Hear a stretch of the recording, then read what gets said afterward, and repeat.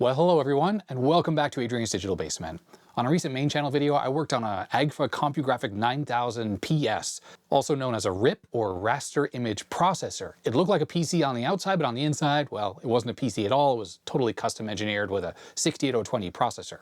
I tried to get the machine to boot up and show some signs of life in that video, but I wasn't able to. So in this video, I have the motherboard and all the constituent parts to get this thing, well, to try to get it up and running again.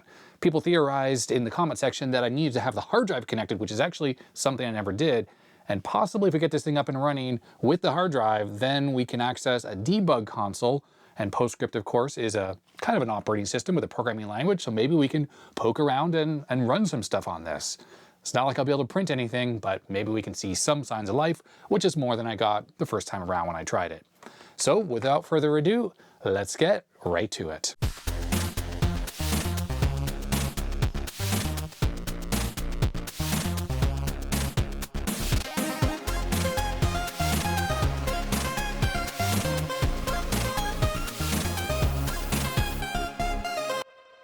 I had some comments in the video where I tore this thing down about how terrible I was that I took this thing apart and I didn't keep it intact. But let's be honest, the reality is the Agfa image setter that this goes with, well, you can't get supplies for that anymore. So even if you had one, the very custom supplies that it needs are just not obtainable. So there was no way, even if you had a working image setter, to actually use it because like the supplies are gone.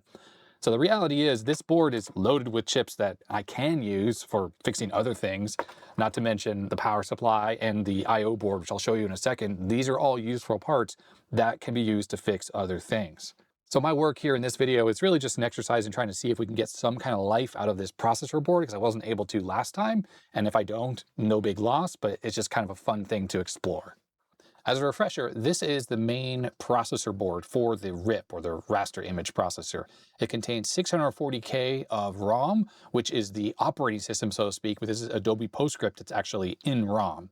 The board has a Motorola 68020 processor running at 60 megahertz and the capability of having a floating point unit, which is not installed. On this side of the board, we have a ribbon cable that goes to the RS422, aka AppleTalk port, and the Centronics parallel port. This is the 50-pin SCSI connector, which went to a quantum hard drive. This is for font storage and potentially more storage. We don't really know. This 50-pin ribbon cable goes to, well, it says printer, but this is actually an I/O board, and then that connects to the actual external printer. This is the device that will actually take the images that this thing renders into its frame buffer and then put them on paper. And then we do have a regular RS232, which is a standard serial port. And on this end, we have an unpopulated header that says parallel with, of course, some positions of chips that aren't installed, and who knows what that is actually used for. This board has 4 megabytes of memory with the capability of 2 additional megabytes for a total of 6. Looks like you need additional 4 ICs to do that, a couple resistor packs, and then, of course, all these zip memory chips, which are really difficult to install. So it'd be much easier just to take a 1 megabyte SIM and then just hardwire that in. You'd need 2 of them, so a total of 60 little bodge wires to connect that up if you really wanted to give this thing additional memory. But of course, having additional memory on something that doesn't really do anything and can't really do anything, well, what's the point of that? Now, I don't really know if this processor board can work on its own, but this is the I/O board that connects to the AT-style power supply, and it also connects to, well, the printer, and it has a front panel that has some status LEDs, a selector, and a button. This is the connection that you would connect up to your Agfa image setter, so the printer itself. And this was the connection that connected up to this board. So this joined them together, and this cable supplied the 5 volts from the AT power supply down to the main processor board. As you can see, this little board here is also a computer in and of itself with ROM and RAM and I/O processor. So with a little bit of reverse engineering on how these ROMs are communicating to the I/O processor and where the RAM is and the ROM is, this could be turned back into a little single board computer, which potentially could be useful at some point in the future. And really the same thing goes for this processor board with the RAM and all this ROM space and then a whole bunch of I/O available on this board. Problem is, we don't really understand how the memory map works on this thing. And like, for instance, on a 68000, it's very typical when you boot up, it's able to remap the ROM and the RAM. So the ROM is usually sitting at the very bottom of address space. And once the computer starts to boot, it switches the ROM somewhere else, like up into the higher memory regions. And then the RAM occupies that lower part of the address space. And almost certainly it's going to be using one of these 6522s to do that remapping. Of course, that would require reverse engineering these existing ROMs that are on here just to understand the hardware layout of everything on this board so that it can be turned into a useful single board computer. When I made the first video on the Compugraphic, I dumped the hard drive image. I was able to recover that using the blue SCSI, and I also dumped all of the ROMs. So those are available here if anyone wants to give their hand at reverse engineering. I dumped all the ROMs from this processor board, but I also combined them together because they are 8-bit ROMs. You need to combine 4 of them together to make, well, for a 32-bit processor that's on here. So we have 0, 1, 2, 3, 4. These are actual 120K ROM images that make up the 640K that is on this board. And then for the I/O board itself, same thing. It is a 16-bit system, so it has 2 ROMs, and I combine those together, and there is the combined ROM and all of the strings that are in this system. And it does have some stuff in here. So in a way, as you can see here, hello, this is the debug port type ATI for normal operation. Feels like the I/O board has some debugging mode, and I think the processor board might also have some. And that's what I'm hoping that we can potentially try to access in this video. Now, before we get started with the hardware, I want to focus on this GitHub repo that a viewer created for me. And just a caveat, I'll just mention this now, that they said that they used an LLM to make this. So if you have a big problem with that, I'm sorry about it, but there is actually some useful information in here, stuff that I wouldn't have been able to figure out on my own based on reverse engineering work of the ROM files that was done by the LLM. I think it kind of gives us a little bit of a head start as to maybe trying to get access or get to these debug consoles that are available on these boards. Now, of course, since this was generated by LLM, there's going to be all sorts of mistakes and stuff in here. Like it thinks there are 2 Zilog 8530s on the board. There's only 1. And there's a bunch of other stuff in here that I see are problems. But we'll kind of skip over all of that. It does say here, failure diagnosis. Fix the 5-volt rail. 4.78 volts is too low. That's not too low. Give me a break. Anyways, check out the failure analysis. We'll just go right to that. Let's see if we can glean any useful information from this about maybe the boot sequence or anything like that. It could be useful. Okay, so it's just, I don't know, it's talking about stuff, initialization, blah, blah, blah. I don't think any of this really matters. But one thing in here that sort of sticks out is for the main processor board, which I think is what it's talking about here, is it does initialize the super serial chip number 1. And of course, the Zilog chip that's on the main processor board has 2 serial ports on it. So I'm assuming it's conflating 1 and 2, meaning it's just 1 chip with 2 ports. And here it's talking about the I/O board, which is the small board with a 68,000 on it. This very erroneously is saying that this has 3 serial channels on it, which again is wrong. This board only has a single serial chip with 2 serial ports on it. It doesn't have 3. Then it seems to imply that there is a debug console that is available on one of the serial ports on this board. Now, the section right here talks about the debug monitor. This would be on that port, whichever it is, if we can find it. And it says there's some kind of commands. I'm assuming these are actual commands like LED and debug. You would type that, and that would go to these entry points in the ROM. It also seems to indicate that serial port 1 does have this banner, Agfa whatever 2.2, when you power up as well. So we need to look for both of these on the I/O board to see if we can see those messages, because I didn't really poke around at all, and the I/O board between these two is the one that seems to be working the most. Back to the analysis of the main board, it's trying to insinuate that what I saw as totally stuck, that's like looping address and data lines, might have something to do with the fact that there was no SCSI hard drive hooked up. I don't quite believe that, because normally when you're pulling a SCSI device, you do that pretty slowly, but it's quite possible it was stuck in a tight loop. So first hypothesis, SCSI timeout, retry loop. So basically we need to hook up the hard drive to it, or the emulator that is, and see if that changes anything. Another hypothesis is that it is trying to talk to the printer through the I/O board, and potentially it can't work. Obviously, I don't have the printer, so that's never ever going to work. I find it hard to believe that it could actually be the printer not being hooked up that could cause the thing to get very quickly, by the way, like I was in half a second into a tight loop. That doesn't quite make sense to me. I feel that if there was a problem with the printer not being hooked up, you know, you have an error code that show up on this little control panel on the I/O board or something, but the rest of the system could kind of be working, and then you turn on the printer and, you know, and then it allows you to print. You should be able to communicate with the RIP even with the printer offline. I mean, the RIP can take a long time to process a PostScript page before it's ready to print. So why should the printer have to be on for it to actually work? This then goes on to hypothesis 3 and 4. I don't think we even need to read those, and yeah, this other stuff. I'm still thinking that there's a hardware failure on the main processor board that's actually causing this problem. Now, as for the debug console on the main processor board, which is what it's talking about here, the Atlas monitor, it does say we actually have to hook up the CTS and RTS lines or just connect them together on the board. And it lists out some commands that we can try to see if we can actually do some stuff with it. And as for the I/O board, the debug console is described here, 9600 baud, 8N1, expected should be hello, this is a debug port, yeah, it's saying serial port number 2. Seems to indicate here that there's an MM command to modify memory, there's a go command to execute, LO command loads S records, so you could paste those in, LED command will control those LEDs, probably the ones that are on this little panel. Video would be the connection to the printer itself, and I guess resolution setting, also the same thing, and then we can reboot the system. So that analysis, to me at least, is giving us good pointers of things that I should try. And to be honest, I was always intending to make this follow-up video, and I was already going to try it with the hard drive and really probe around the serial port some more. In fact, in this video, what I'd like to try to do is I want to take the I/O board, which is the 68000 based one, and I want to try to replace the ROMs on it and see if I can get a little machine language monitor even running on it, independent from the ROMs that are on there. But first things first, I think I'm going to start with the I/O board because that's the one that kind of worked before anyways and will work on its own. And we need to probe around and see if we can connect to that debug port. And here we are up close and personal with the I/O board revision C. 68000 processor running 8 megahertz. We have 64 kilobytes of ROM. So these are 27 256s each. So that's 32K each, which means 2 of these together because this is a 16-bit system. You get 64 kilobytes.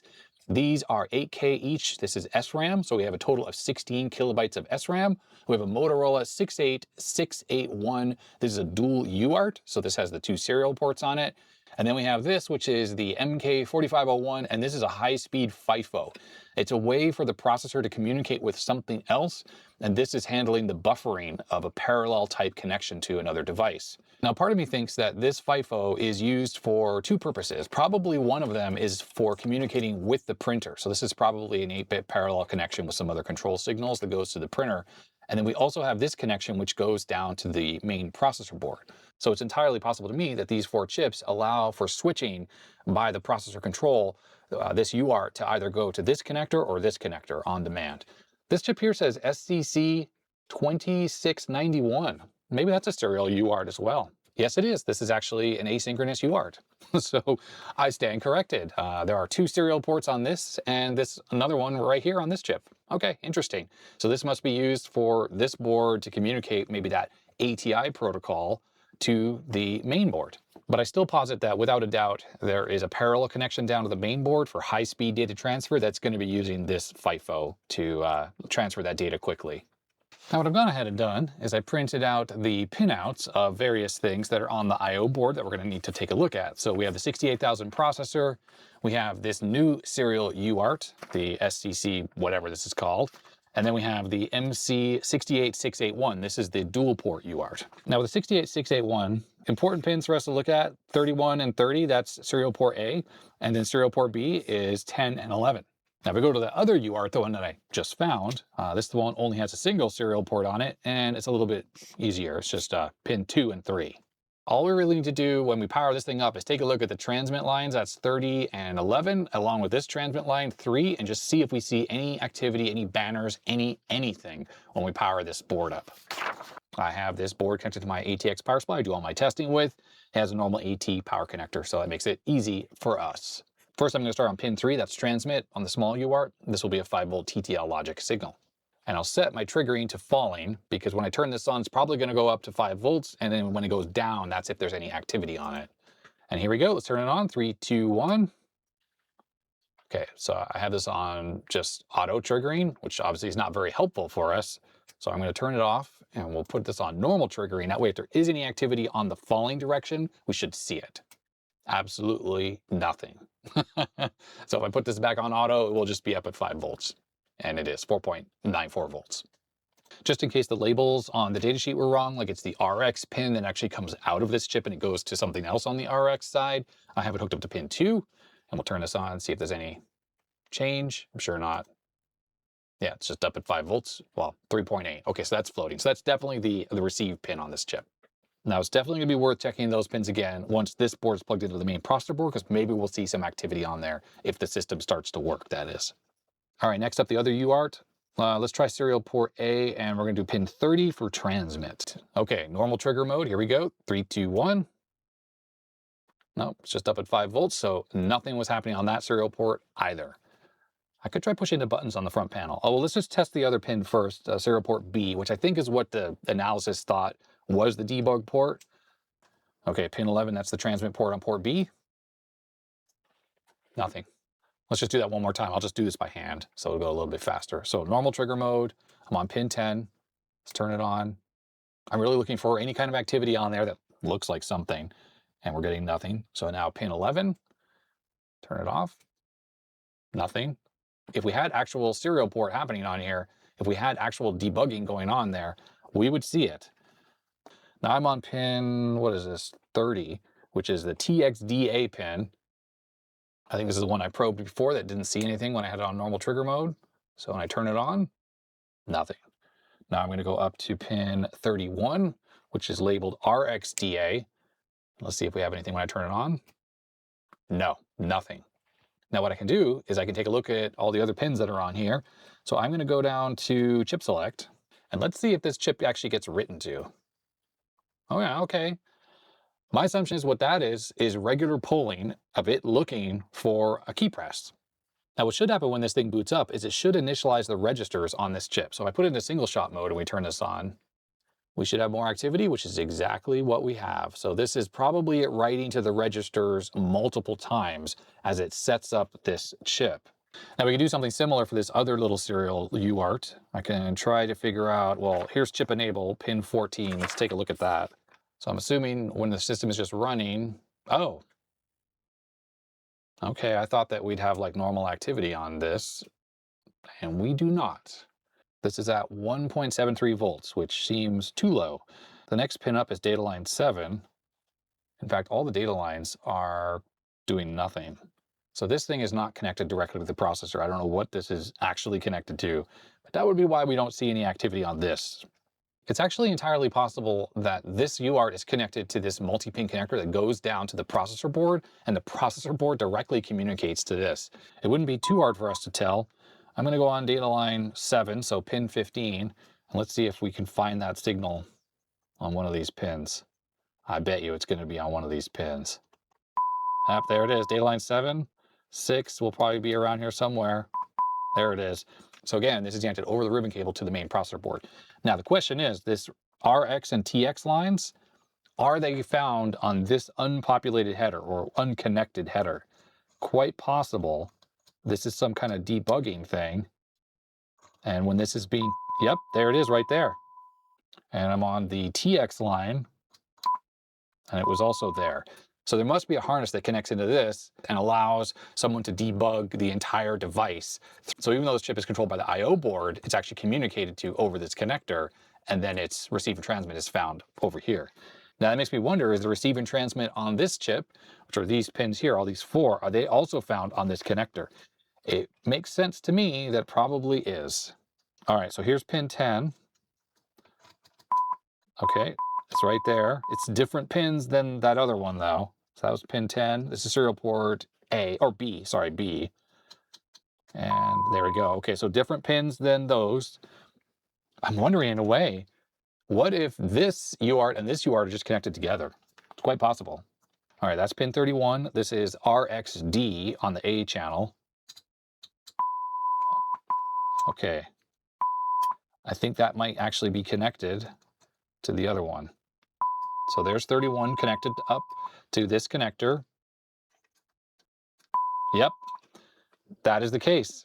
Here's how it's connected, and my writing's a little scribbly, sorry about that. The TXD pin 30 actually goes to pin 3 on the other UART, and that's also TXD. So TXD to TXDA and RXD to RXDA.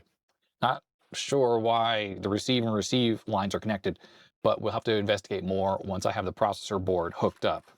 But this does tell us for sure that it's 10 and 11 that are probably the debug port for this I/O board. And this is what I need to hook up a USB UART to so we can try to talk to this thing and see if I can get into that debug terminal. Here's my little UART that I'm going to be testing with. This has 5 volt and 3.3 volt support. I use some DuPont cables to connect up the receive, transmit, and ground to the multi-pin connector, just because it's easiest. All right, so when I type things, we're getting stuff, but it's only dropping down to like 3.7 volts, which is kind of interesting. It's not able to pull it all the way down, which if we zoom out a little bit, there you go. You can see the letters and stuff that are typing, but we're still not getting anything back. And I would fully expect this to be able to pull the signal all the way down to ground because it's at 5.1 volts right now. And that is not happening. So there appears to be some kind of a weird issue going on here. Here on the data sheet, now we do have general purpose I/O ports, so IP0 to 5, so we have 6 inputs. And it looks like we have some outputs available to us as well. Those could easily be flow control, and maybe it's not getting the flow control it expects for us to give us the debug console. Now we're on channel A, and the transmit port, this is the transmitter serial data for channel A. The output is held high, mark condition, when the transmitter is disabled, idle, or operating in the loopback mode. And RxDA, the receiver input, it is sampled on the rising edge of the program clock source with the least significant bit received first. I think that's relatively standard stuff, and I wouldn't be surprised if there's a pull-up resistor on that line. There's a pull-up resistor pack right here. There's a few around the board that are probably holding it up at 5 volts. And it's quite possible this little UART I'm using is not strong enough to pull it down based on the pull-up resistor that's right here. And then we have IP0, which can be clear to send for the A port, and IP1, clear to send for the B port. And then we have OP0 for request to send. Let's take a look at those signals with the oscilloscope and see if we see anything happening on OP0. And I don't think we're going to see any on IP0, but maybe I mentioned in the analysis I had to connect OP0 to IP0. I thought that was on the processor board and not on this board. Okay, here is the request to send signal, OP0. And it does go high for a split second and then goes low. Put this on normal mode. And indeed, take a look at this. You can see it ramps up to 5 volts. That's the thing initializing. And then I guess it initializes this serial chip, and then it basically pulls it down to ground. I think what's worth doing is seeing if I can find OP0 and IP0, which is pin 7, on this multi-pin connector. And I'm going to put a DuPont connector between those 2 pins just to bridge those to hopefully satisfy the flow control that this thing might be looking for. Okay, what's weird is OP0, that's the signal we were just looking at that's going low, that is not found on this connector. So it can't possibly be used for any kind of diagnostics. That's not to say that IP0 doesn't need to be grounded. So let's find that. All right, pin 7 IP0 is also not on this connector. So whatever you plug into this doesn't seem to use that flow control stuff. I'm just looking at the bottom of the board here. It's not easy to follow the traces because the layout, a lot of the signals go underneath these chips. And I just looked for both of those signals on the 50-pin connector that goes to the main processor board. Not there either. So that's a bit of a mystery, isn't it? Now I'm kind of thinking that the flow control is not needed for that particular serial port, port A. And I'm thinking that the issue may just well be this is not strong enough to pull it down. And I really need to find that pull-up resistor that's pulling it up to 5 volts.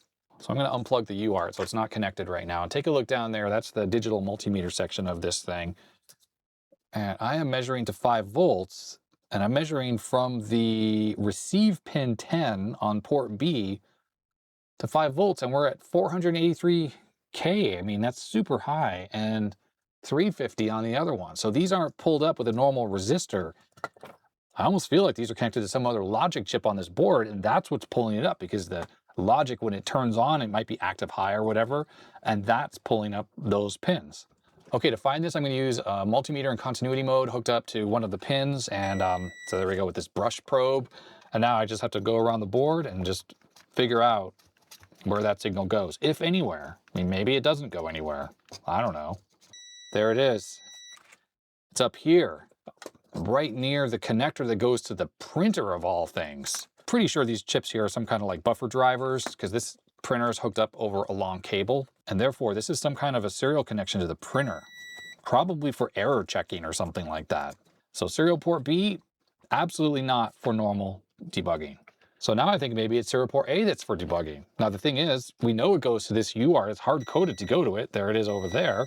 But maybe when this UART is not initialized, because this is not connected, then I can still drive that directly with the little USB UART here.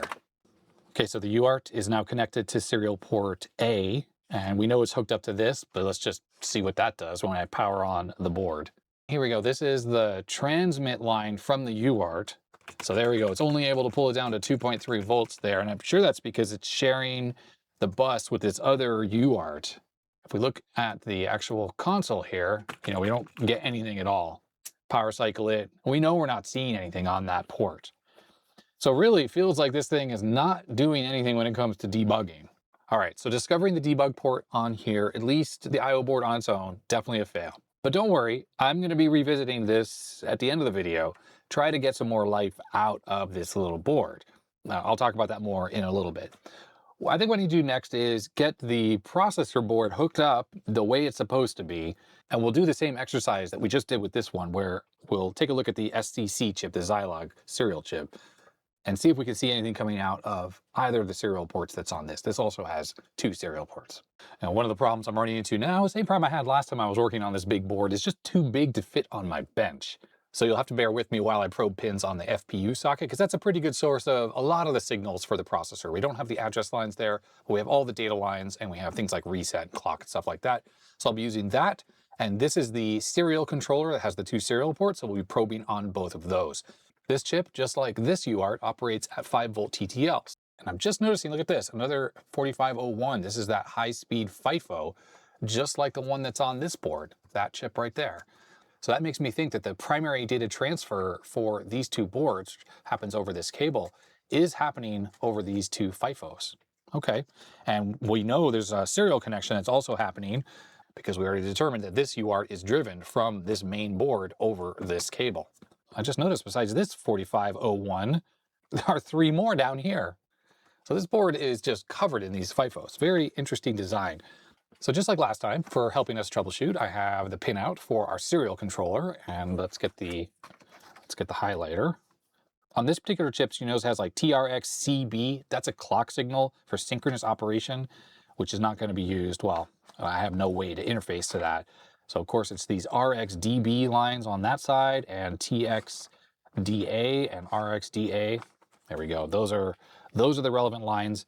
I also have a printout of all the pins that are available in the socket for the floating point unit. And as I mentioned, there are all the data lines. So we have 32 data lines, but we only have a couple of the address lines. This thing has registers, kind of like the serial chip that we looked at here. Notice here we have A0 all the way through A4, so that's 32 registers available for this. And since this is a full 32-bit device, we have all the data lines available to us. That's a lot of registers, or a lot of values that can be put into the math or floating point processor. I don't know much about how these work, but just looking at this, at least we're going to get an idea of what's going on with this computer. And the good thing is, if we want to see activity when this thing boots up, looking at these lower address lines, there should be lots and lots of activity on those, not to mention we have all the data lines available for us to probe. That's a lot better than what I was doing last time, which was, I think I was connecting to some of the ROM chips. All right, well, let's just give this thing a power up and see exactly what it does without the hard drive hooked up, just as the way I was testing it last time. And let's see what happens when we turn it on. All right, so one thing, and I think I remember this happening last time, is this amber LED, which was on earlier, is not on now. What happens when I push this button? Nothing. And how about this ID selector? That doesn't seem to do anything. These LEDs are on the same they were before. I don't know if these just represent power rails. Probably they do. And we power cycle this. I really remember that amber light coming on last time I was testing, but certainly not happening now. Now, as far as our math coprocessor goes, I'm looking for pin 1, and it's obvious that it is right there. It's in that corner. Pin 1 on the processor is right there, so it's the same thing there. There is a notch to the bottom of the socket. It's sort of angled right there just to indicate that that port points towards pin 1. Of course, that's important because we need that for our pinout here. Okay, let's start with probing some of these serial lines on the I/O board now that everything's hooked up together. Let's just see if we see anything a little bit different. Things look a little bit more noisy on that line. This line's at 3.99 volts, so that's interesting. It's kind of low. Let's switch over to the normal trigger mode, and I'll set the trigger at some point in the middle so we can see if this actually does trigger at all. So serial port A on the I/O board, nothing there. Let's look at this other line. This is now, what are we on? Serial port B now. Nothing again. And on this line here, same thing. Just waiting for trigger, absolutely nothing. And it goes without saying that this other serial controller chip that's on here, which we know are hooked up together with that one, there's nothing happening on this. All right, so let's go to the 8530, the Zilog serial chip, and let's see if we have any activity on this. All right, this is 25. Nothing. Here we are on 27. Same thing, nothing. Well, on pin 15, That is TXDA, nothing at all. And here we are on pin 13, RXDA, nothing. Okay, so all the serial lines on this thing still aren't doing anything. But that, to be honest, is exactly what I would have expected, because I don't think this processor board is even doing anything. Okay, so let's start with the Mathco processor. I'm going to make sure I have my pinouts correct. So VCC right there. Next door to it should be ground. Oh, it's not. Okay. All right, so this pinout does not make sense. It does not match what's on the board. So this cannot be a Mathco processor socket. That doesn't make sense. This must be some other type of processor. I'm wondering now if this is a memory management socket, which I think has a similar footprint to this. And the reason why I'm saying this can't be the Mathco processor is when we look at the pinout, we have VCC, ground, data line, and an address line. There's only one VCC pin, and the only one that has 5 volts on it is this one up in the top corner. This one's at like 2 point something volts. This one's at 2 point something volts, so that's like floating. It's just high impedance. And this one is at ground. Well, that just doesn't match any possible configuration of this. So I'm wondering if this is another PGA type socket, maybe a memory management unit. Let me go try to find the part number for that. It took me a moment to even find the part number for this MMU. It's the 68851, the paged memory management unit. And unfortunately, this tells us here, this is not the same number of pins. So clearly the 68851 is not what this chip is that would be in this device. I found a post on the English Amiga board, and someone here is looking for the datasheet for the Motorola 68461 MMU. That's not a typo, 68461. This MMU really did exist, although information on it is scarce. This is an MMU for the 68020, that's the processor that's in here. And people might find this puzzling because, of course, there's the other MMU, the one we just looked up, the 68851. In fact, the 68851 is a page-based MMU, but the 68461 is a segment-based MMU, just like the 68451. It's a mystery where it was used, even though I have one. And there it is, the MC68461. Now I'm curious what this 68451 is. Maybe we can find a picture of that or something. Oh, we have another memory management unit, but I wonder if this is like a 40-pin DIP version, maybe for the original 68000 and 6810. Oh yes, it looks like this one comes in a 40-pin DIP package, but also freaking comes in a pin grid array version, and that is the same number of pins as this socket. Now there is our pinout. And I don't think this matches either, because it looks like the clock signal is input onto pin A1, which is one of the corners. Then A10 is ground, K10 something labeled pad 8, which must be a data line, that's one of the other corners, and K1 is the other one, A16. So we definitely have a mystery on our hands. This is 100% for sure not the floating point unit, and it's definitely not the memory management unit we're just looking at, because there's no clock signal on A1, on any of the corners, really. I think that's A1 over here still. So I went and I grabbed the pinout for the SCSI controller chip, because this has all the data lines, and look, we have 3 address lines as well. So that's going to give us a much better idea to see if this thing is working. Not to mention, we can check the chip select line on the SCSI controller just to see if, while this thing is sitting there and sort of not working, if it's actually trying to access the SCSI bus by selecting this chip. This will allow us to rule out once and for all if the reason why this thing's not showing signs of life is because the SCSI controller is looking for the hard disk. And the system is on right now. I still don't have the amber light on there, but we'll go right for the chip select line on the SCSI controller. Not a good sign. That is not a good sign. It's just sitting there at 4 volts. And if we go to normal mode and we turn this thing off and on, I mean, if it were actively looking for a SCSI disk, it would be doing a lot more than that. And it's doing absolutely nothing. Let's take a look at the data bus lines. I'm only going to be able to see the first 8 of them floating. Wow, this thing really doesn't seem like it's happy at all. So all of these data lines are floating. Wow. The processor board is far worse off now than it's ever been. Okay, well, let me check the voltage rails. So we're at 5.06 volts. I'm just on a random tantalum capacitor. So that is pretty good. And that is ground. Ground's kind of higher than I would expect it to be honest. I guess it's just noise. Let me just jiggle the power connectors here. So if I move the power connector, it actually moves around a little bit. Kind of odd. Now, I didn't really look at this before. Maybe I should have, but I'm pretty sure that this I/O processor is running. Let me orient this the correct way. Okay, so here's one of the data lines on the I/O processor. Oh, it's not even working either. Let's unplug it from the other board. I know it was working before because we saw the chip select line toggling going to the serial chip. So I've unplugged this ribbon cable that goes to the other board. And oh yeah, there we go. So it's running now. So this is it, the Motorola 68000, absolutely doing stuff. We can look at the different data lines on here. How about we look at some of the address lines? Let's go all the way to the lowest address line 1. I think it's that one. I think that's address line 1. So we power cycle this computer. The 68000 is definitely showing signs of life. Lots of activity. And that's with the power, by the way, connected up to the lower board. So if I check one of the tantalums here, so there's the ground rail, weirdly sitting at like 400 millivolts.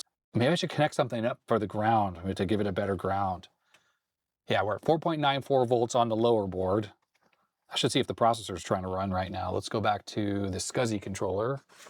No, these data lines are floating. Well, I mean, the ones going to the SCSI controller are floating. To be honest, I think I need to look at the ROM chips because that's where we were looking on the first video. Maybe there's a bus transceiver in between the SCSI controller and the processor, and it's just not even getting to that stage. I'm going to poke around on this, I don't know, the PGA socket that's sitting right here. I don't really know what it's for, but I'm just going to see if anything is doing anything. That looks like a clock. There we go, 16 megahertz clock right there. Oh, you know what? This pinout for the math coprocessor, it is correct. It's freaking inverted. So that's pin 1 over here, VCC, VCC, ground, and reset. Well, it's flipped. So that pin 1 is actually over on the right side. So there's VCC, VCC, then it's going to be ground, which it is, and then we have the reset line. Let's take a look at reset when we turn this thing off and on. Oh, it never even comes out of reset. Okay, well, I don't know for sure if this is definitely flipped, because the reason why I was thinking that is because the next row up, starting from the edge, so far left here, far right there, we get ground, ground, clock, ground, VCC. Ground, ground, clock, ground, VCC. So that absolutely 100%, it's like this is somehow inverted, flipped. I don't know. And that tells me that this pin here is the read-write pin, which nothing is happening on at all. But it's really this reset pin that is the problem. And then there's a not connected one next to it. So starting from over here, we got VCC, VCC, ground, and reset, which is stuck in reset, and then not connected. Yeah, and it's not connected. Why is this inverted that way? I got this out of a data sheet, like an official Motorola one, but we're almost looking at like the chip if we had flipped it upside down, like taken it out of the socket and flipped it over. At least I know what I'm looking at now. So the reset pin is stuck. So there's no way the processor is going to do anything. I'm sure the reset pin on this floating point unit socket and the processor is the same. So why is the computer not coming out of reset now? What happened? And I wonder if the processor board and this I/O board are so tightly coupled that when I plug this ribbon cable in, the fact that this thing is stuck makes this thing get stuck. And in case you're wondering, pin 1, which is the stripe on this ribbon cable, it's right there, pin 1. And that matches all the rest of these cables, which I never unplugged. The pin 1 is towards me. These aren't keyed, but they do have these little lines here, which is pointing to the key right there. So I did have this plugged in correctly. So there we go. And it's in all the way. Now I'm back on the reset line and we turn this on and yeah, nothing. And of course, if I go to the I/O board now, we take a look at random pins on the CPU, it's just stuck. So unfortunately, this thing has really taken a turn for the worse, but I don't know what generates the reset circuit on here. It's probably a 555 timer, to be honest, and I could probably look for that. Let me just push all these chips into their sockets, and maybe that'll help kind of bring it back to life. But I know for sure without the I/O board connected, so this cable not plugged in, just plugged into power, this thing was showing some signs of life. The processor was trying to do stuff. It was just getting stuck early on in the boot process, and then I plugged the cable in and there'd be more activity. I never took the CPU out. In fact, I never took anything out except for the ROMs, but that wouldn't have anything to do with the reset circuit. So it's disheartening what's going on here, because I was really hoping that I'd be able to get this thing kind of showing life, signs of life again. Back in our reset pin, yep, nothing. So we're getting good VCC, 4.9 to 4.85 volts. That's our ground. I don't know why ground is so high. I'm going to put an extra jumper link to kind of bridge the ground on this to that, or maybe right to the power supply. So I have this clip lead, this yellow clip lead is connected to ground on the power supply, and it's going right into the ground pin on the floating point unit socket. First, I'll check the ground potential. Oh, it looks a lot better now. Okay, cool. Let's check the reset pin. Oh, that made a huge difference. Obviously, we have a sign of life. But this is the reset pin. Yes, it is. And the system is continually resetting. And remember, I thought that might be what's happening. Like it was stuck in a reset loop. Let's see how frequently it's doing it. It's doing it at 4.6 hertz. I wonder if it's like some kind of a watchdog or something like that. What we're looking at here is address line 2.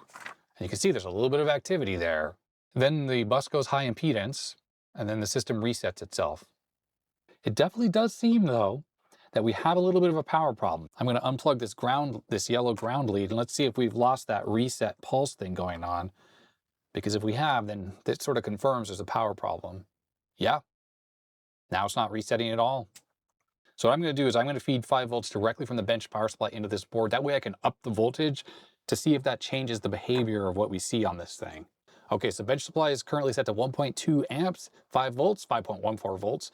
Let's turn this on. Ah, okay, yeah, it went to current limiting mode. Let's ramp the power up. I'll try 3 amps. Nope, that's still too low. This thing's drawing a ton of current. Okay, how about 4 amps? Okay, we're at 4.7 volts there. This thing is actually pushing the limit of my power supply. My power supply can only do 5 amps. So we're at 5 amps, 5 volts, and we'll see if we have 5 volts. I'm gonna turn this on. Okay, well, close enough. Let me ramp up the voltage a little bit because we're getting drop across the clip leads here. It's actually in current limiting mode immediately. It's just wild. This thing's drawing so much current. But this is the reset line, everyone. It does not appear to be in a reset loop. So it was a power problem the whole time, and I was like poo-pooing that it could be anything but a power problem. This is reset. It's reset high now. Now, part of me wonders if there's a fault on this board, and that's why it's drawing so much current, but maybe not. Maybe it's just a really hot board. A bunch of the chips are like super hot. Let's see, which ones are hot specifically? Feels like what I think are PAL chips. These are all super hot, but that might be just the way these are. Yeah, they're all similarly warm, all of these. But proof is in the pudding. The reset line is no longer flapping. So why don't we take a look at some of the address lines? So address line 1, oh yeah, that is normal activity right there, everyone. That is normal activity. I mean, I wouldn't say it's totally normal, but it's certainly better than it was. So that's A1, there's A3, there's A2, A4, and I think, and then there's a chip select line for the math coprocessor, and that's just not doing anything either. Okay, well, let's take a look at the lines on the SCSI controller. So this is the chip select on the SCSI controller. It's not doing anything at all. So let's power cycle the computer. My bench power supply, sorry about the fan noise. So the SCSI controller is never selected. I mean, I don't have the I/O board connected, so it's understandable. Maybe it doesn't work without the I/O board. I am curious if the data lines are active over here now. Oh, they are. So I don't think it's a bus conflict, the fact that it's not going all the way up. I think that's just high impedance. It's going into high impedance mode on and off. Like up here is high impedance. That's low, low, high kind of thing.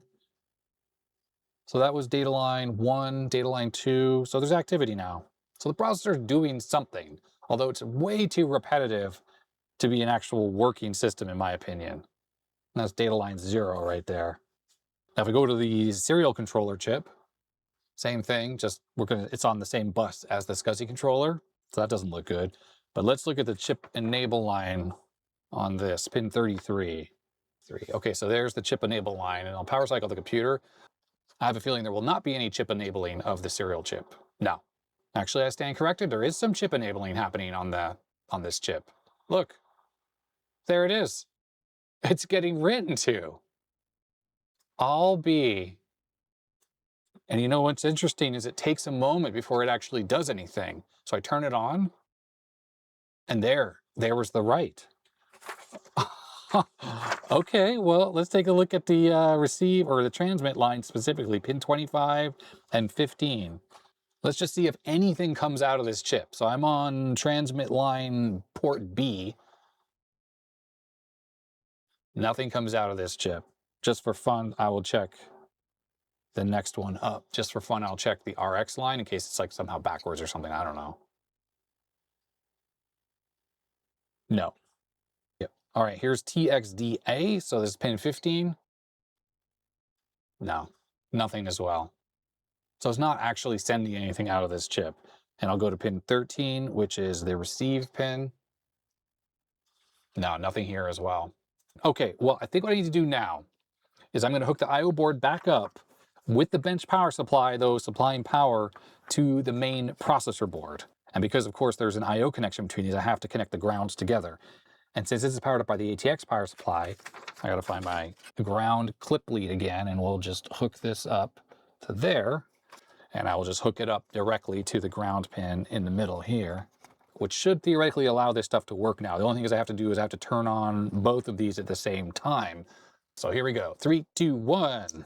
Okay, so here's something that's interesting. While this is all powered up right now, the bench power supply was giving 5 amps before, but now it's only giving 3.9. It's less with this plugged in. I'm not sure if there's 5 volts going between these two power supplies. Maybe there is. But I suppose first thing we need to do is check that reset line, which is high. So that's good. That means it's not stuck like it was. Now, address line 1, on the other hand, looks like that now, which is definitely different. And address line 3, yeah, it looks like that.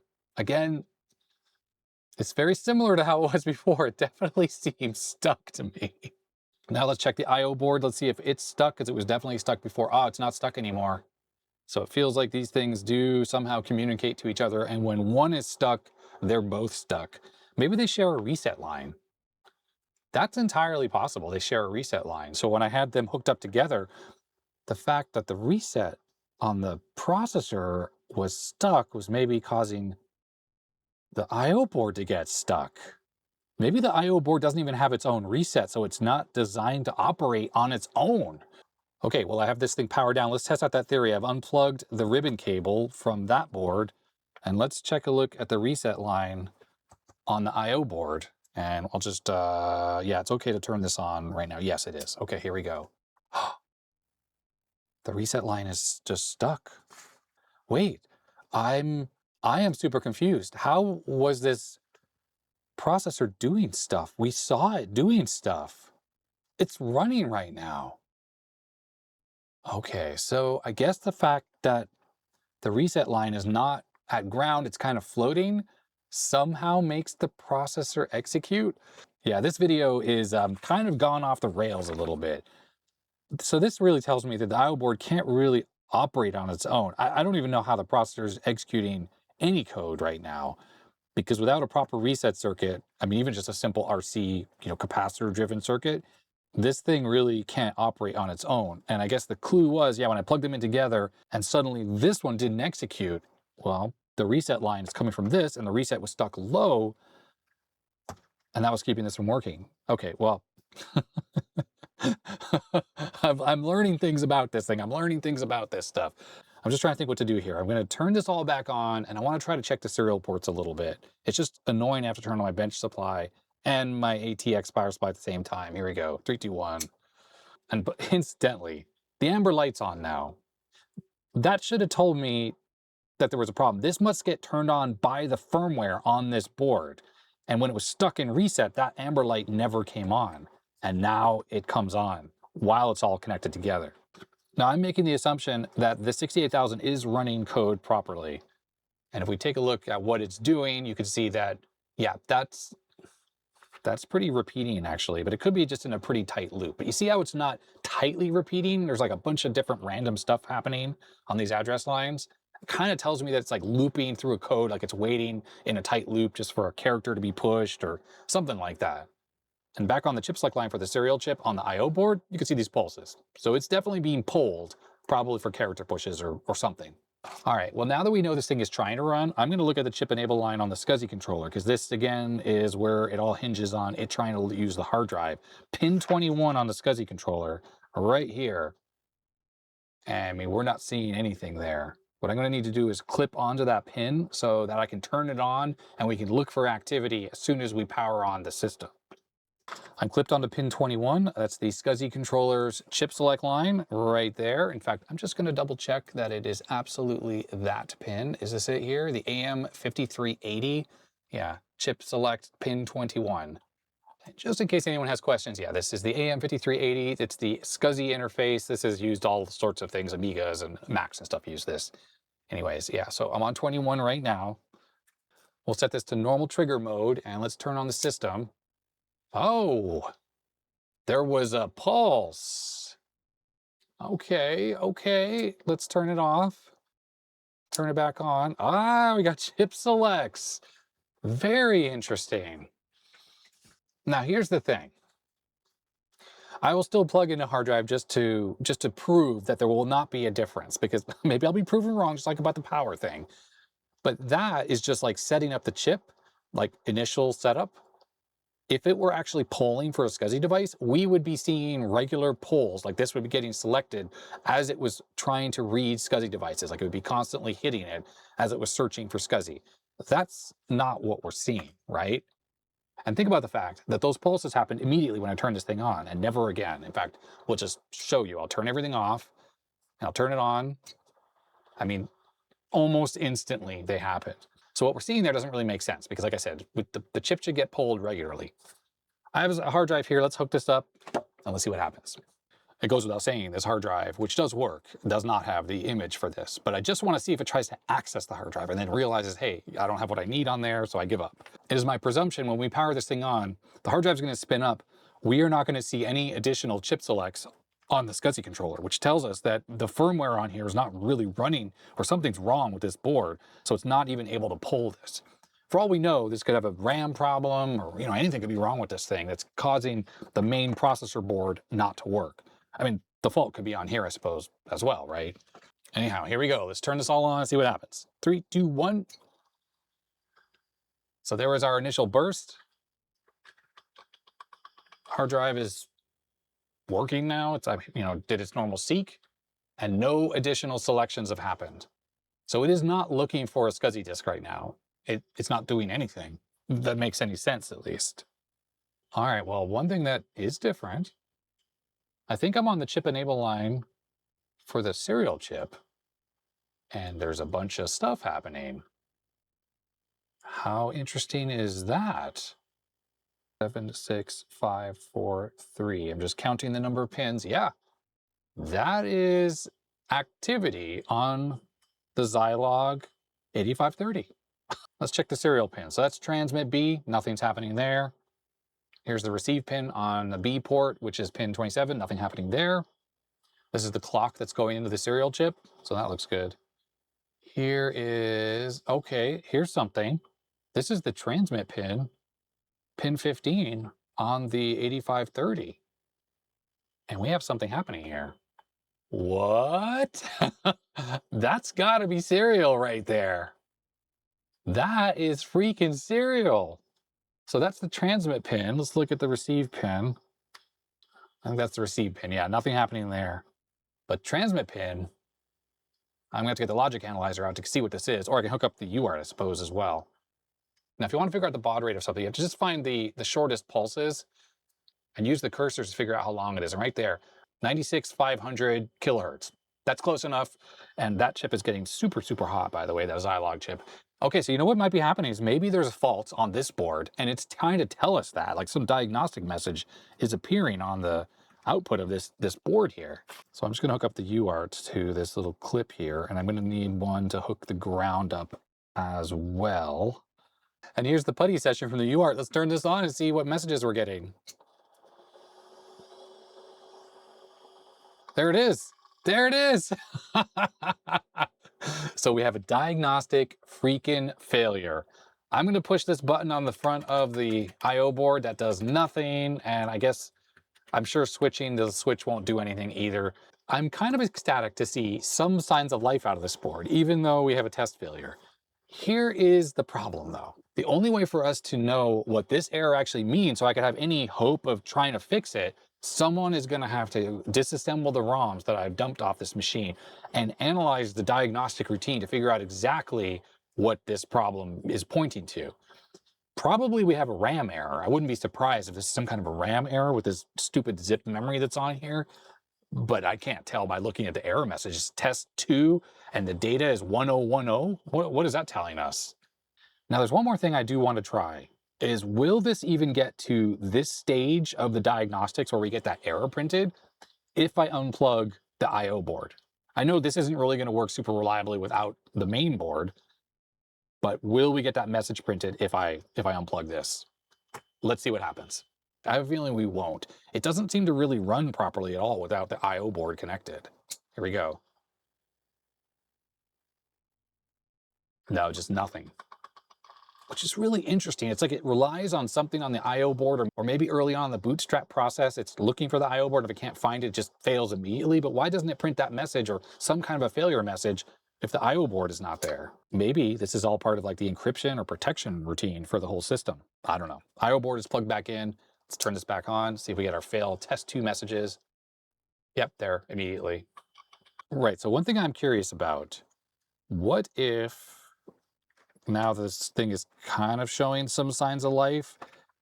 What if I actually plug the original power cable back in that joins these two things together, and I try to power the whole thing off my ATX power supply, which incidentally is beefy and has no trouble supplying enough current. It says 5 volts output is 35 amps. So yeah, there's no issues on this power supply supplying current to this whole setup. So the power supply lead goes between these two devices. I still have the UART hooked up to the serial chip. I just hooked up to the ground pin right on the chip. You might be wondering why I'm not trying to drive the signal from this into that chip, and that's because, well, I'd have to lift the pin. I could do it if I lift the pin. We'll try that in a second, actually, so I can hit enter or something on there. Maybe we have a menu we can access. I doubt it, but it's possible. Let's see if this thing can run the way we see it here and actually give us that message on the UART. Oh yeah, we're getting it. Oh, so the system is working now. Oh, okay, very cool. So it is actually my presumption now that last time when I looked at the data bus on the processor board, when everything was plugged in together, that was in part 1. I saw it kind of doing a repeating pattern. That's got to be what we see going on right here. That's what this has to be. Now let's take a quick look at this serial port here, and let's see if we see any activity on it. So this has got to be our same fail message, and it is coming out of this RS-232 port. So I think the machine has no longer, or is no longer printing that diagnostic message anymore. Oh, look what's happening. The reset line, the actual physical reset line on the whole system, I'm on the FPU socket, it's doing that pulsing thing. So is this a voltage problem? I mean, it wasn't doing it a second ago. Now it's started doing it again. Why? You wouldn't believe what the problem is. I think there's a cracked solder joint on the power connector. Oh, look, there's the fail test message just appeared. If you can believe it, I think the problem is a bad connection on this connector here, because I touched it, I moved it, and then it started working. I wonder if we have a bad solder joint on the backside. Let's get this off, and I need to check that stuff. I don't think I ever checked it. I spent a moment just to kind of play around a little bit, and I figured out a lot. So this amber light on the little control panel, this is the light that's turned on by the I/O board. If the reset signal is looping, or say the whole system is not working, that light goes out. Now watch this. So, okay, there we go. I just touched the power connector. That light is off now. And notice we don't have the diagnostic messages appearing anymore. So the machine is stuck in reset right now. If I go to this power connector, and sometimes you jiggle it around. So look what's happening now. It's doing that reset looping thing.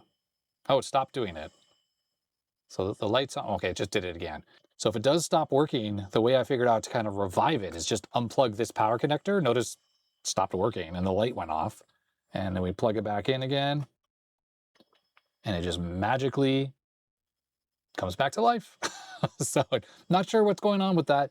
I don't know where the fault is that's causing it to just stop working.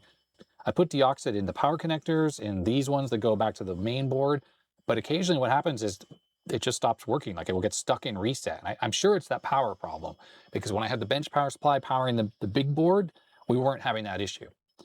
Now, as for the actual serial port itself, the RS-232 port, I tried a null modem adapter and I was starting to get these messages, this fail message, but the message that we're looking at there is actually still through the USB UART that's right here. Now, I wasn't 100% sure my null modem adapter. I had to like chain a whole bunch of things together, because when I was pushing the enter key or whatever, any key, it wasn't doing anything. So what I ended up doing, and sorry for the spaghetti mess, is I lifted the transmit and the receive pins out of the socket. So they're bent out and I'm clipped directly onto those. And those two signals now go directly to the UART. And if I cover the light on the UART, you can see that the light is blinking. And now if I go to my PuTTY terminal and I type, you can see the other light blinks. So it's definitely transmitting back into this chip. Okay, I lost the reset. Let me take this cable off and put this back on. The reset is working again. The light came back on. There's our message. If we click in this window and I type, yeah, nothing. No matter what I type, nothing actually works. It's my assumption the diagnostic routine just doesn't look for any input that's coming into it. As for those lost characters there, I think that's just a problem. My USB UART, it's just a piece of junk. Plus, I have all these ridiculous cables and clip leads hooked up to it. When I had the RS-232 through no modem hooked up, there was no lost characters whatsoever. So I think that's just an artifact of this terrible setup I have going on. Now, incidentally, this test failure happens even with the SCSI hard drive unplugged. And I can also fiddle with these buttons on the front panel, and that has no effect whatsoever. So whatever this does is not for this portion of the bootstrap sequence. Also, remember, turning this thing off, turning it back on, it still just prints this message over and over again. And incidentally, when I had the null modem hooked up, I did have RTS, CTS, the flow control stuff all set up, and I was using one of my little RS-232 testers that has some LEDs on, it tells you how the signals work, and I had flow control turned on PuTTY, and that did not make a difference for sending anything into this routine. So ultimately, like I said before, someone will really have to reverse engineer these ROMs if we want to try to get any further than this. Let me just get this non-working processor board out of the way, because I want to pay a little bit more attention to this I/O board, because I have an idea about potentially using this board for something else. Let me see if I can demonstrate that. First, I got to remove the ROMs. And I have two ROMs here that I have programmed with some code that, well, I haven't tested it, so it may or may not work in here. Now, one thing is for sure is that this code that's on these ROMs will not control these LEDs. So if I turn this thing on right now, to make sure my ROMs are in correctly with the notch facing up, they are. I don't expect this light to come on, just this one, which is the power LED. So let's turn that on. Yep, nothing happened there. But that's not to say that this thing is not running right now. I think this thing might actually be running. We'll have to use the oscilloscope to know for sure what's going on. Now, I know I'm sounding super mysterious, but, well, I'm just trying to do something mysterious for once. Let's see what happens when we turn this thing on. Let's see if we have any activity on the data bus, or if this machine is getting stuck right away. Okay, that doesn't seem like anything's happening. So that implies to me, I'm just going to put it in normal mode to see if we have any activity. Oh, there is some activity. Ah, okay. So maybe it doesn't always start properly because, of course, reset is just floating right now. All right, that does not look like normal activity. Yeah, it's definitely stuck. Although this could be a symptom of the fact that this thing's not executing code properly because it's not coming out of reset, because there is no reset circuit. It's just floating right now, which is really not what you should be doing. So I'm just going to make a little manual reset circuit. This is 5 volts, even though it's a black clip lead.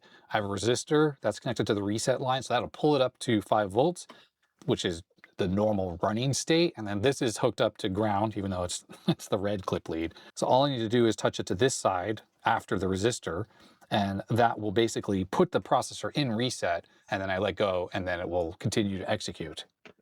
So right now, when I power this on, I have the ground clip lead connected. It's going to power up in reset, so we shouldn't have anything happen. And I'm going to pull it out of reset. Okay, stuff's happening, but that looks way too close together for this to actually be any kind of normal execution. Yeah, I don't think this thing is executing correctly. Although, the serial port is actually getting pulled. So if I reset the machine and I let go, all right, well, let's take a look at the output on the serial port. Well, what was that, you ask? Let's look at normal mode. I'm going to reset the system. Well, does that look like maybe some stuff getting written to the serial port? Perhaps. Let's check the other transmit pin. That one's not doing anything. The one that's being written to is transmit A. This one right here. And then it stops. But that's actually on purpose. If this thing is working, and I'm not sure it is yet, but maybe it is. Okay, so here's the USB UART. It's COM11, 1900 baud. It's hooked up to receive whatever gets sent out of the transmit pin on the Motorola 68681, on the one we were looking at, port A. The computer's in reset. Let me turn this on, and let's pull it out of reset. Look at that. Yes, it's a potential SWIT bug, 68K monitor running on this thing. I can't believe it works. This is literally the first time testing this on real hardware. I'm going to reset the system again, so it's in reset. Let go. There it is. Oh, we had a little glitch there, didn't we, at the end? Okay. Now here's a question. Can I transmit into the receive pin on this chip on port A? I don't think I can, because I'm pretty sure if I grab my tangle of messy wires here, I'm pretty sure the receive pin is physically hooked up to this chip over here. Yes, it is.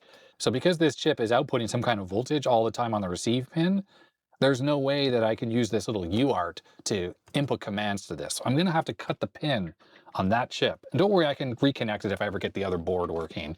But it looks like it goes to pin 3. There it is. I'm just going to have to cut pin 3, and that'll just make it float over here. And then I can connect the other pin from the UART into it.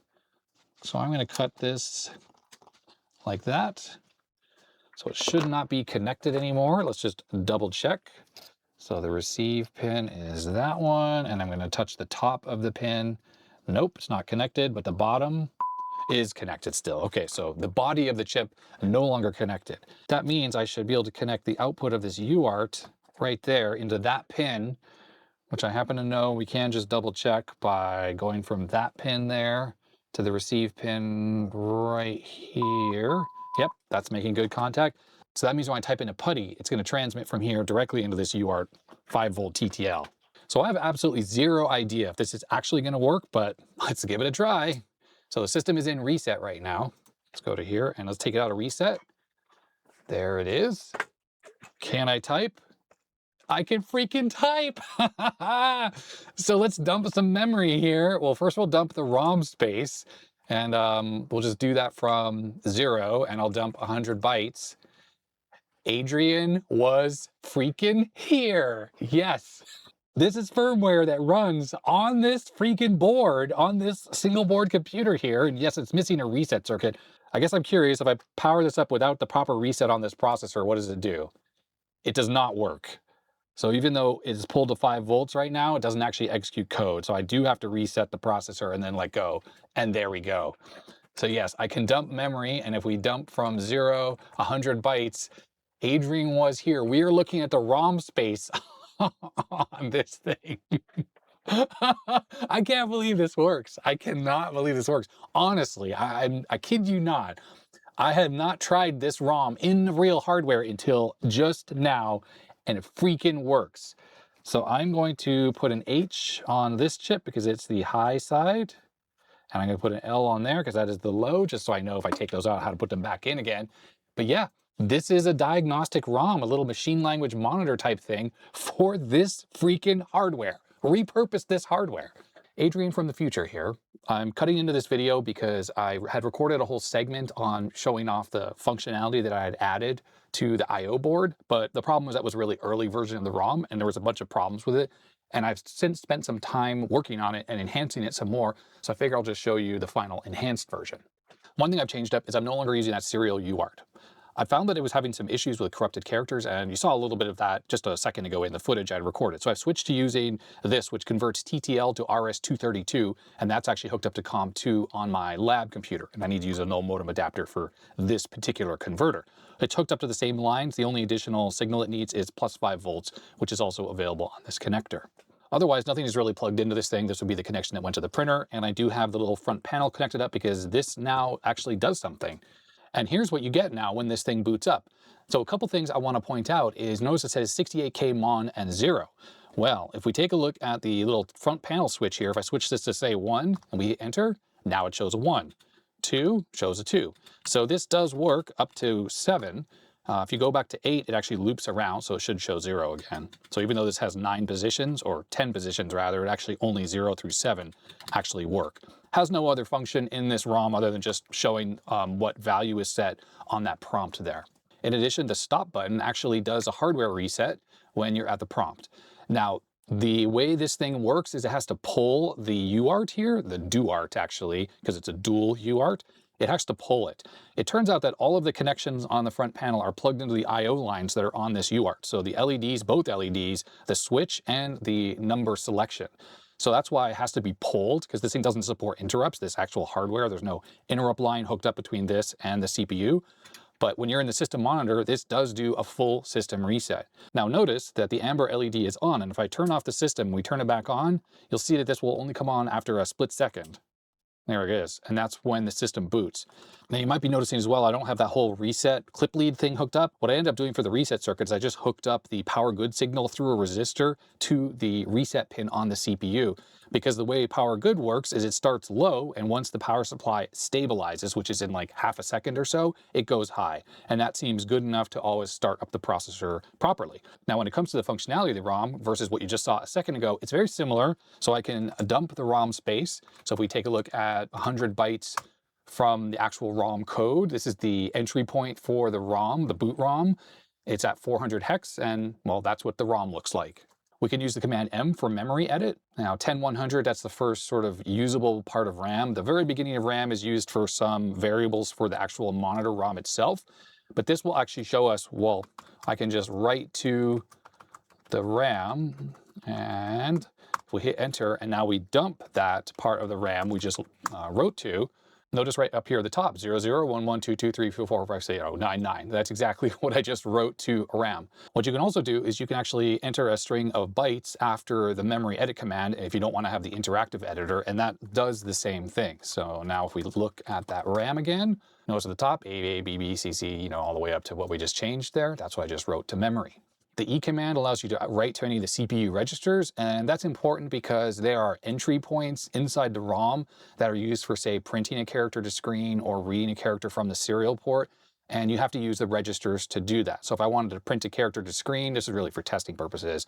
Now, if we take a look at the source code for the ROM, and this is EZ68K, there's the put character vector, so it's at address 406. And I happen to know that it uses register D0. So if we write to register D0 and we put in, say, 27, and now we do a G406, it printed that ASCII character right there, which happens to be, well, that's what ASCII character 27 is. Notice there are vectors for getting a character, printing a string that takes a pointer into memory somewhere, and then there's a terminating character or a terminating byte on the string, and then get line. I think that will take from the serial port an entire line of characters, and then you hit enter and it stores it into a string value in memory with a terminating point at the end.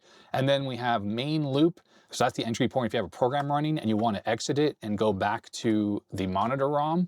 Of course, we're in the monitor ROM already, so running that doesn't do anything. But if we're in our own custom program and then you run that, then it ends up back at the ROM. What you can also do with this ROM is you can load S records or print S records or punch them, as it says here. And the reason why it says punch is because I think S records were originally developed for use with teletypes. And it was a way to encode binary data in a way that was compatible with sending over teletypes, which can only, use printable characters. So an example of that, if we want to punch some characters, let's punch from the ROM. We're going to do 100 bytes from the ROM, so start and end. And these are the S records that actually make up all the bytes that are in that part of memory. Now, what you want to do is if you have a program on here you want to save, all you have to do is just copy and paste this into a text editor and save it, and those are your S records. And later when you want to load it back in, you just do the L command and you would paste these records back in. Now, I suppose we could just try it, although it's going to try to write to ROM, which doesn't really work, obviously. And that's because inside the S records actually has the address of the data hard-coded in each line. See, I loaded from 400 to 500, and that's why these initial bytes here say 400, 410, all the way up. So why don't we try pasting this in? Okay, well, it actually worked, but it didn't really work, obviously, because it can't write to the ROM, but doesn't really check that. Ideally, you'd be using this loading and saving from the RAM locations. There's also a command for filling RAM. So if you just want to erase RAM, because right now, if we look at RAM, I think it's going to be a bunch of random stuff.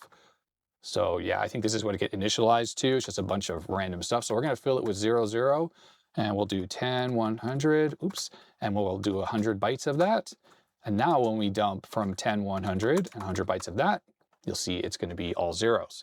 Now what this means is actually possible to write assembly language programs for this computer. And I've gone ahead and I did just that. So this is a little fractal generator program. It's based on a basic program. And when you assemble this using Easy68K, what you end up with are S records. And that's what this program natively outputs, actually. And if you want to convert these into binary files, you have to load it into the Easy68K simulator, and then it will show you the actual memory locations, and you export from that into a binary. And that's how I ended up making the ROMs for this, is I assembled it in Easy68K, and then using the simulator, I exported that into a 64K ROM file that I could then load into the EEPROMs. So we want to load this program, which incidentally you can see here, it exists at 10100. That's that first usable address in memory. I just have to make sure I copied that, so I did. And we're going to type L, and we'll paste this in. And now if we dump that part of memory, you'll see that there's actually program code here, just very short.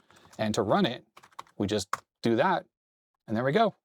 It's generating a fractal image, and it exits cleanly back to the machine language monitor. There's also another little program here, matrix rain. And if we assemble this, you end up with these S records. You can see it's a little bit longer, and you can see that it starts at 10, 100 as well, so the same location. So we just do L again, and we paste this one in, and now we go 10, 100. And this is sort of like a simulation of the matrix screensaver kind of effect. Of course, I wanted it to work on VT100, so it doesn't use any color or even any shading. And this is running over 9600 bits per second, so it's really slow, but it is using VT100 codes to move the cursor around. So that's kind of cool. Now this will just run forever, unlike that fractal thing, which just runs and exits. But what this does do is if you push the button here, it exits back to monitor. So it does pull the switch every frame, I think it is. And then when you push this and hold it, notice it stops. And when you let go, and it drops you back into the monitor. Now, one thing I wanted to also point out is there's a little extra Easter egg here. So if we run that program again, or really any command for that matter, the red light goes out. So the amber light stays on, but red is out. So this is also controllable from the DuArt. It's just that by default, when this thing powers up, the red light is turned on just from the initialization settings of this Motorola DuArt chip. So I turn that off, and then when the command is finished and goes back to the machine language monitor, then the red light comes on. And this actually will work with any command. So if we just dump memory, for instance, notice the red light goes off while it's listing text, and then it comes back on. But wait, there's actually more. I was working on this yesterday, and I wanted to keep adding some more functionality to this thing to make it a little bit more useful. If we go back to Easy68K and we switch to this window, well, there's an enhanced basic. Well, I wanted to see if it'd be possible to port this to run on this machine. And turns out it was possible. Now, one of the issues is with this basic is once you assemble it, it takes up, well, quite a lot of the space in memory because, of course, basic needs room for variables and arrays and stuff like that. So if you load this as S records into RAM, and this thing only has 16K of RAM, you end up with like 800 bytes or 700 bytes of usable memory. So I ended up reassembling this code, and if you notice here, the org is now at 1400, and that's in the ROM space itself. And then this was changed around so that it uses up all the memory. And I've gone ahead and I actually baked that into the ROM that's on this machine right now. So if we type G 1400, there it is, freaking basic running on this computer. And yes, this fully is, oops, this is a fully functional version of basic. Now, I've shown off in the past this little Fractal Basic program. And in fact, the assembly language version that you saw running a second ago that took a couple seconds to draw a fractal is based on this basic program. It's kind of a conversion to run in 68,000 assembly language. Well, let's try to run this. Now, one of the issues is to load programs from in BASIC into this, you really need to add some delays because this is an interpreter. So every time you enter a line, it takes a bit of time to interpret what you just typed in. And of course, like putty, when I paste in, it's very fast. It doesn't really put any delays. So I found during testing, I have to load this in little chunks, especially like this long line takes a little bit of time to parse. And if I just paste this whole thing as one big chunk, what happens when you actually go to paste it is you'll have like missed characters and stuff like that. Luckily, this system is relatively fast. It is running at 8 megahertz, so it's pretty speedy. But there's the program, and if we do a list, there is everything, and all looks good. I don't see anything that looks corrupted or messed up or whatever. And if we type run, there it is, running the Fractal Basic benchmark. So I haven't done extensive testing with the Basic on this thing, but I'm assuming it pretty much works. There weren't a whole lot of changes that were required for the enhanced Basic code to run on this. Essentially, the whole thing you have to change is you need to change the entry points for getting and putting characters, because you're going to use the monitor routines for that, and that's, you know, through this do art and everything like that. Plus, you just have to kind of define the RAM starts and tell it where the stack pointers are and where it can actually utilize the memory and not conflict with what's actually running in the machine language monitor. Now, when this runs, of course, it does take over the whole computer, and this doesn't have native saving and loading capabilities, this Basic. There are provisions for loading off like an SD card, but obviously that hardware is not here, so that functionality is not enabled. Now, from a performance standpoint, this is actually relatively speedy, and I already added it onto here, and you might have noticed it. It takes 81 seconds to actually run the full benchmark. So 68,008 megahertz, enhanced 68K basic version 354, 81 seconds, and I put Agfa CG9000 PSIO. This is very similar to an Apple IIe running a Z80S at 20 megahertz. That's in basic 80. There are machines, of course, that are faster than this, like the Mega 65 and 3.5 megahertz mode, but this thing is running in FPGA. I'm assuming it's got like caches and stuff like that, or maybe virtually it has caches. It looks like the Commander X16 running a 6502 at 8 megahertz, which doesn't have any caches. That does beat this thing at 61 seconds. And the Agon Lite, which is an EZ80 that does have pipelining and caches and stuff like that. I'm pretty sure it does. It's quite optimized. It's a relatively new processor from 2001. It can run this in 6 seconds, and that's using BBC Basic that's been ported over to run on the Z80. And then GW Basic on a Pentium running at 250 megahertz, that just runs in 1 second. But for all intents and purposes, considering, well, this is not optimized in any way for speed, not to mention every single character it prints, it has to pull the do art, because it's checking, if we run this again, it's actually checking that you can push Control C. So it really is pulling the do art every single character. And in fact, beyond that, what I can do is I can push the reset button, or the stop button here, and that actually drops us back in the monitor. Problem is I couldn't figure out how to get a warm start back into basic. It always just crashed, even if I was using the regular entry point. So if I go back to G1400, which is the start address in ROM, our program will be gone. I probably should modify this and add like a B command just to jump right to basics. You don't have to remember this command. But I have to be honest with myself that there's going to be like 0 other people on the planet who would ever need to use this ROM, because who else actually has one of these exact boards that could run this software? No one. So I didn't want to really waste too much time adding too much functionality to this, just because I'm the only one who's ever going to use it. Now, I went ahead and I put all of the codes, the hardware description, these little basic programs with assembly code and the assembled versions up on my GitHub repo. There'll be a link in the description below. So if anyone wants to check that out for yourself, you can do so. I also put a version of the main monitor ROM that can run on the 68K simulator. That's part of the Easy68K package. So if you just want to kind of play around with it, you can do it in the simulator if you just load that code directly to the simulator. The main difference between the simulator and this piece of hardware, of course, is that the simulator lacks the do art and uses different routines to access the character I/O.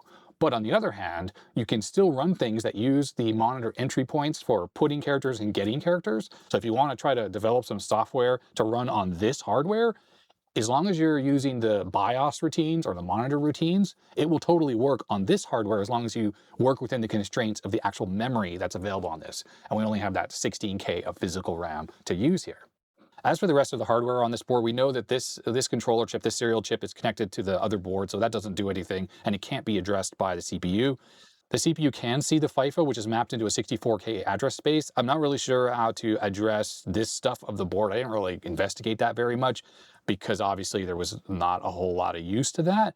It's quite possible that through the FIFO, there's a parallel 8-bit bus, like maybe it's on this connector or maybe it's on this connector, I'm not quite sure, that could allow us to potentially drive things like keyboards, external screens, external peripherals. It's all possible. Although I don't really understand how the chip select logic would work, it's possible some of this stuff is already doing that, but that would require some more hardware reverse engineering. And I just really just wanted to kind of get the experiment working where this side of the board, which is the RAM, ROM, and the DuArt, could actually be used for doing something. And I think I've shown that this thing is now not just e-waste, it's actually usable. So that is going to be it for this video. Really, the next steps would be trying to reverse engineer the way the ROMs work on this. And this is going to be a much more complex board than this simple board, so that's going to be a more involved process. It really needs to be decoded what that diagnostic is doing when it first powers up and how this is interacting with the various components on this board and it's interacting with the I/O board. And then we can maybe try to get to the bottom of it, what that error code is. Is this a RAM failure? Is this a failure of some other peripheral on here that's keeping it from booting? Can we just skip over that diagnostic error entirely? I mean, I suppose it's possible that that particular fault is because the printer's not hooked up. It is technically possible. It's just without decoding the ROMs, how we're going to know, and it's just a whole lot of guessing. And I don't think it's really worth my time to really try every permutation when all that needs to be done is just sort of, figure out what the ROM is trying to do, and then we can kind of go from there.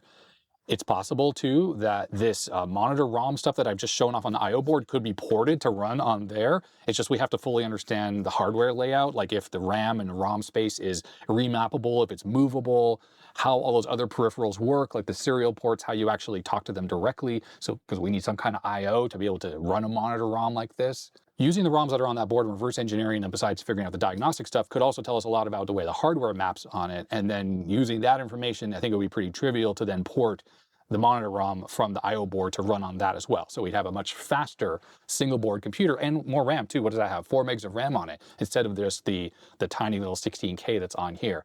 Although running basic programs, you don't really need that much memory anyways. And it's not like we're writing entire operating systems for this. There is a CPM that can run on 68,000 CPUs or systems, and it would be possible to port it. But the problem is with CPM is it really needs to run from address 0. And with the I/O board, the RAM and the ROM is not remappable. The RAM always exists in the same space at 10,000. If it's possible to remap the ROM on the 6820 processor board, then theoretically we could port CPM to that thing as well. Now, picking this board up again, I want to talk a little bit more about the troubleshooting steps that I went through and how I kind of got so stuck, not knowing how this hardware works, and of course the fact that the CPU doesn't give us access to its pins, and I didn't really understand the pinout that I was looking at on the FPU socket. It just made me troubleshooting the reset line and the clock and the voltage stuff that much harder. This must have something on it that is checking the voltages or is doing some kind of checking to ensure the voltage is good, and then it was causing all those reset issues. And I was really thrown for a loop that the reset signal from this makes its way over to the I/O board.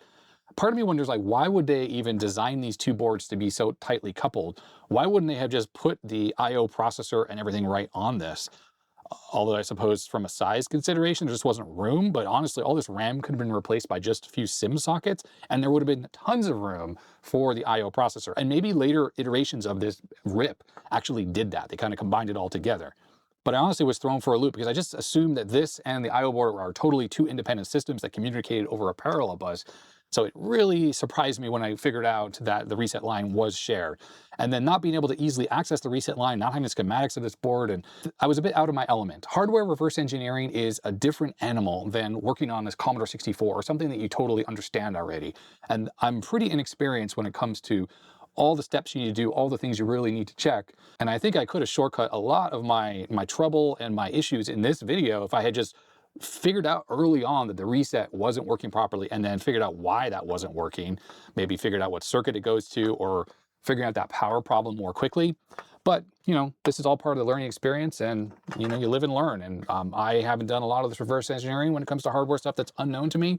And these could be some of the problems you run into. But I got there in the end, and I'm really excited to know that this small I/O processor is now a 68,000 single board computer. It's not just trash and e-waste. It can actually do something. Okay, that's gonna be it for this video. I know it was a struggle, and watching back the footage myself while I was editing upstairs, I was just like, oh boy, this is gonna be hard to turn into something interesting, but hopefully there's something interesting and something people can learn from this video. And I know I learned stuff from this video, and that's the whole reason why I make these videos, is really to teach myself and hopefully teach other people a little bit of what I learned along the way.